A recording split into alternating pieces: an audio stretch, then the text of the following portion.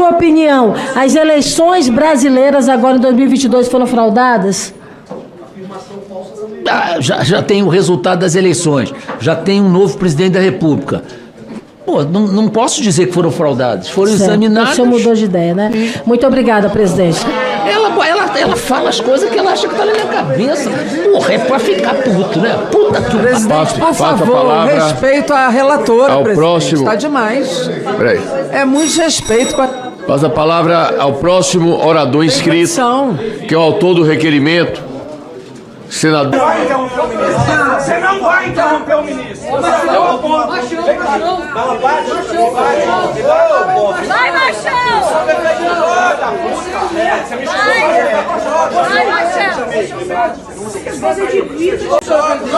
Tira a mão de isso. Tira a mão de cachaça. Tira a mão de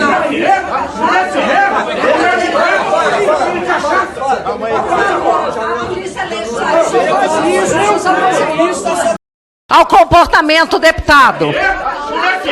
Deputado Evair, por favor. Ele acionou a AGU contra mim, contra o deputado Felipe Barros, com relação ao banheiro unissex. Na Lei 1079, de 50, diz o seguinte: dos crimes contra o livre exercício dos poderes constitucionais. O senhor usou o aparato estatal através da Secretaria de Comunicação para dizer que nós estávamos cometendo fake news. O senhor utilizou as suas redes, o próprio Ministério, e isso é coagir, assim como diz aqui o artigo 6º.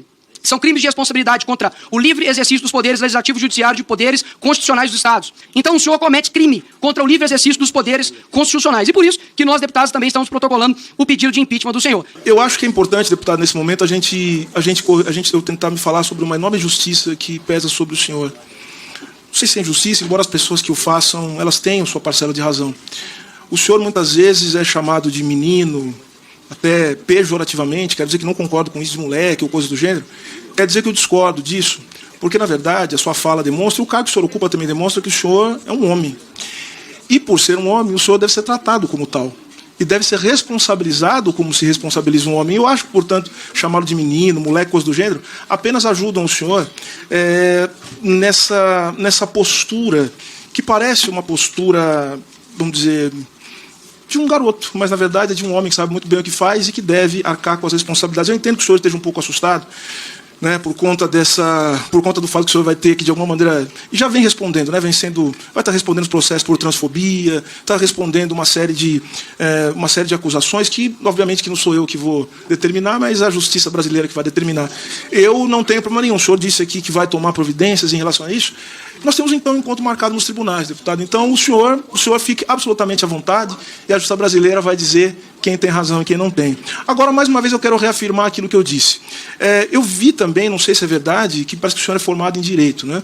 Eu sou professor de Direito há muitos anos, eu custo acreditar, porque poucas vezes eu vi tantas coisas absurdas, tantas coisas erradas sobre direito administrativo. Eu tenho alguns amigos da aula de direito administrativo, acho que a gente precisa rever isso no Brasil, o ensino de jurídico administrativo, porque é um absurdo. Primeiro, a pessoa afirma que decisões de um conselho, eventualmente, podem ter força normativa. Isso é errado em tantos níveis e é tão absurdo, né, que não faz o menor sentido. Ele cita um decreto, o decreto que cita o conselho, que cria o conselho. O que eu acho estranho nessa coisa, eu não entendi. Não era para o conselho existir, não era para ter conselho, até porque o texto dessa resolução, que é retirado do conselho, é um texto que é reproduzido de uma resolução de 2015, ou seja, que atravessou o governo que o senhor apoia. Eu não entendo por que, então, que não se criou essa fantasia delirante que os senhores chamam de banheiro unissex. Se existe uma resolução de 2015 e que, por acaso, né, foi assinada pela mesma pessoa, se não me engano, eu queria saber por que então, esses banheiros eles não foram implementados, né? Então, o que só demonstra, na verdade, que nós estamos aqui mergulhados no mar de mentiras sistemáticas, de uso, né, da função pública para espalhar o ódio contra minorias que já sofrem ódio. Não há outra razão para isso, a não ser dizer isso. Não adianta tentar me descredibilizar e dizer, isso não cola, senhor ministro. Não cola, pô.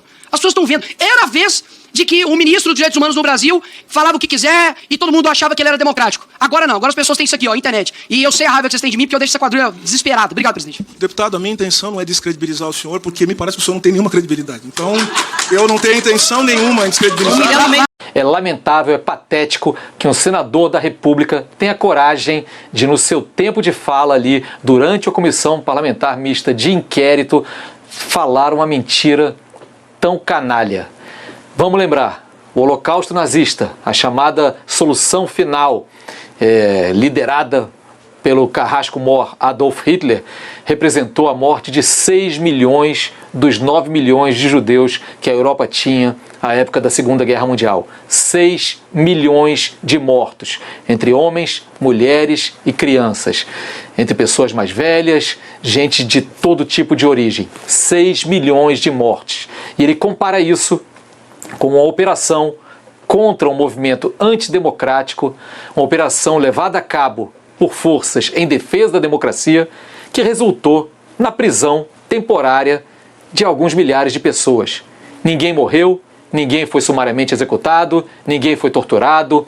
É uma comparação absolutamente absurda, querendo comparar os métodos das forças da ordem que demoraram para agir naquele momento, naquele 8 de janeiro, em Brasília, com os carrascos nazistas durante a Segunda Guerra Mundial.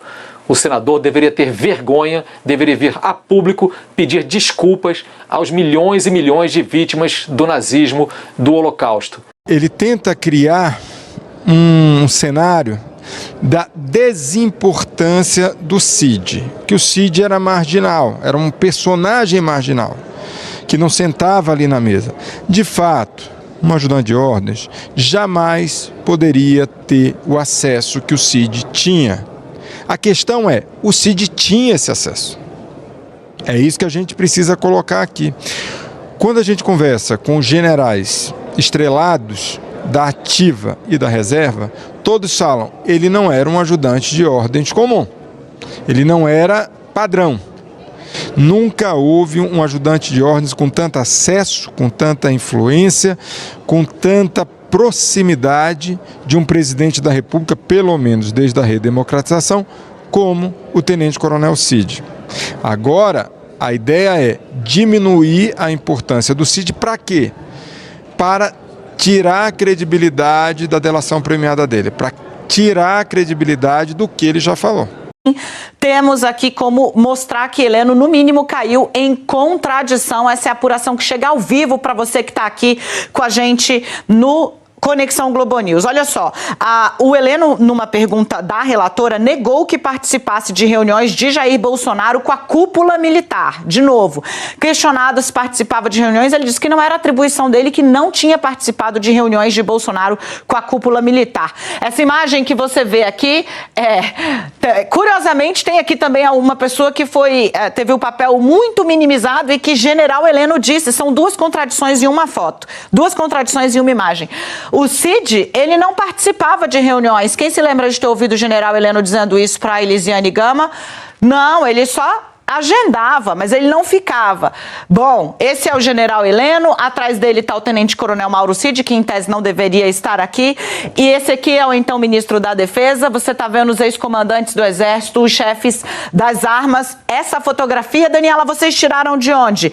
Palácio do Planalto, dia 22 de setembro de 2019, reunião com o ministro da Defesa, comandantes das Forças Armadas, tatati, tatatá. Aí você pensa, nossa, gente, isso aqui foi algo, digamos, extemporâneo, fora? Não, estava lá, programado, bonitinho, Heleno ao lado, tá aqui, e o Cid, que em tese não participava de nada, tá ali no cantinho. O que a gente já pode mostrar aqui? Que ao reagir com ironia, ao tentar como disse, apontou a Camila, né, sair das cenas que estavam sendo alvo de questionamentos, Heleno pode ter deixado várias pegadas. Esse negócio de nunca, imagina, eu não, jamais, até não sei o quê, isso pode ser um problema, tá? Aqui tem registro do próprio Palácio do Planalto, de que Heleno, sim, participava de reuniões com a cúpula militar, Jair Messias Bolsonaro e Mauro Cid, Leilane, Camila, aquele que não participava de nada, gente. Ele só levava as pessoas e vazava, porque não era papel dele participar de reunião.